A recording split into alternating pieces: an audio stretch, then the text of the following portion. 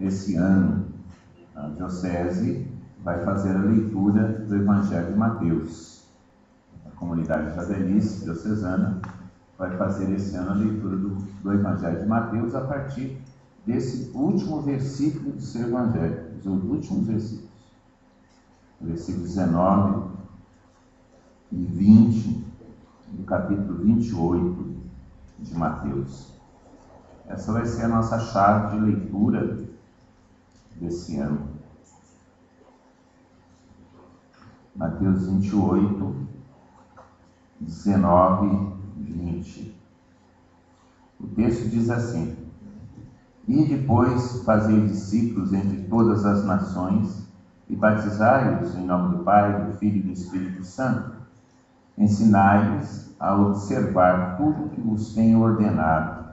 Eis que estou convosco todos os dias até o fim dos tempos. Diferente do que Marcos propõe e mesmo Lucas propõe, a missão que Jesus Cristo propõe em Mateus é fazer discípulos. Fazer discípulos.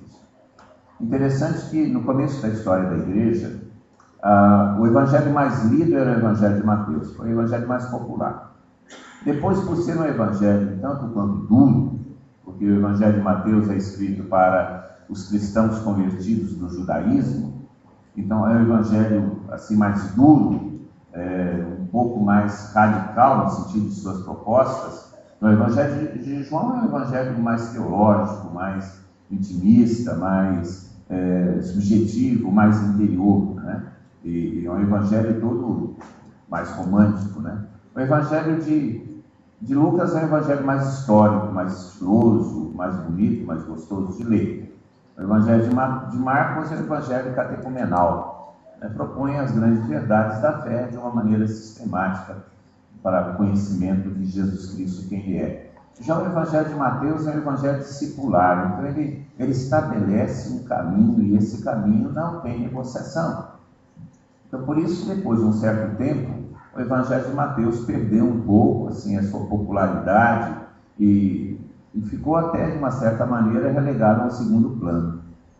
E por isso essa ideia de discipulado começou a desaparecer da igreja. E ficamos na proposta da pregação querigmática, necessária, fundamental, essência da ação da igreja. Uma coisa não desmerece, nem desvaloriza, nem anula a outra, mas a questão discipular, de fazer discípulos, foi perdendo a força dentro da igreja. Foi perdendo a força. E ficou nesse versículo o batizai-os em nome do Pai, do Filho e do Espírito Santo. O fazer discípulos já não era mais tão central nesses versículos. E por causa dessa visão, se perdeu um pouco a questão do seguimento de Jesus Cristo. Hoje a gente observa alguns problemas sérios em questão da vivência do Evangelho, a vivência cristã no mundo hoje. O cristianismo atravessa uma grave crise, uma crise que é alimentada aí pelo secularismo, né? A perda completa desse sentido do sagrado, pelo hedonismo, a busca do prazer acima de todas as coisas, pelo relativismo, né? Tudo é bom, tudo é igual, não tem diferença entre as coisas. Então, a crise do cristianismo, que é a crise da humanidade, porque a crise do cristianismo ela é a crise da humanidade, porque a humanidade depende do cristianismo. Já dizia alguns sábios e alguns filósofos, mesmo ateus, no século XIX e XX, independente do valor religioso, os critérios do Evangelho são fundamentais para a organização de uma sociedade mais justa. São fundamentais.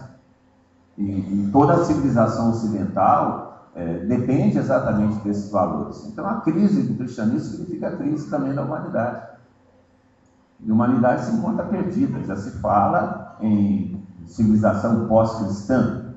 E no Brasil nós começamos a ver também essa perda dos valores religiosos, dos valores cristãos.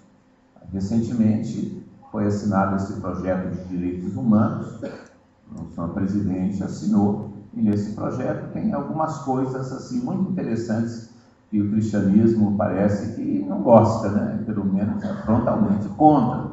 Aborto, casamento homossexual. Está lá no projeto de direitos humanos, assinado pelo presidente, para estabelecimento como critérios da ordem social do Brasil. E tem um terceiro ponto: retirar todos os sinais religiosos das áreas públicas. Não se pode ter mais crucifixo, essas coisas todas em ambientes públicos. Um presidente que assina isso, que se diz cristão. Uma Câmara de Deputados, um Congresso Nacional, que se diz majoritariamente cristão. Quer dizer, nós estamos vivendo, na realidade, uma crise do cristianismo, uma crise da fé, que é a crise da humanidade. Por quê? Porque há muitos séculos nós deixamos de fazer discípulos. Batizamos e não discipulamos. Nós temos um bando de batizado, mas não temos discípulos de Cristo. O Ronaldo Paraíba, que vai estar conosco aí nesse mês, que entra, conta a história do filho dele, né? Que foi fazer uma palestra a respeito primeira palestra no encontro de jovens de Crisma, e faz uma afirmação que o Ronaldo contava que quase caiu da cadeira, né? Ele falou que batizados todos somos, mas nem todos somos cristãos, porque o batismo não nos faz cristãos. O que nos faz cristãos é o seguimento de Cristo. É necessário ser batizado para ser salvo, mas nós só seremos salvos se seguirmos a Cristo. O batismo nos garante o direito, mas não garante a efetivação do direito. O que garante a efetivação do direito é o seguimento de Cristo e não o batismo.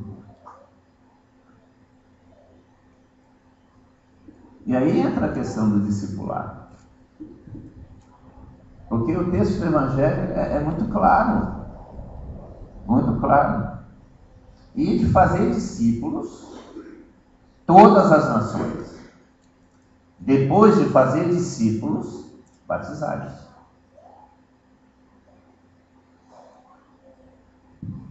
Nós esquecemos a primeira parte e fazemos a segunda.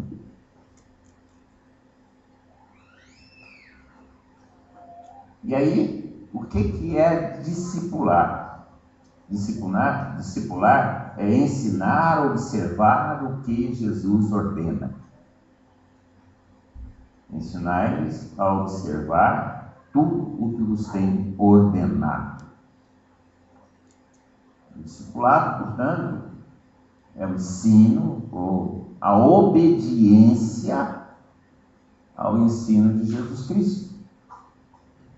A obediência àquilo que Jesus Cristo determina. Essa é a proposta para nós da Javenice esse ano. É um ano discipular, é um ano do discipulado, é um ano que nós vamos começar a refletir, e não só refletir sobre o discipulado, mas estabelecer a dinâmica do discipulado na comunidade. Nós temos que ser uma comunidade de discípulos. E nós não estamos fora do coração da igreja ao propor isso. Porque, na realidade, a igreja propõe isso. Agora, recentemente, no documento de Aparecida, quando fala discípulos missionários. Essa é a proposta para a igreja na América Latina.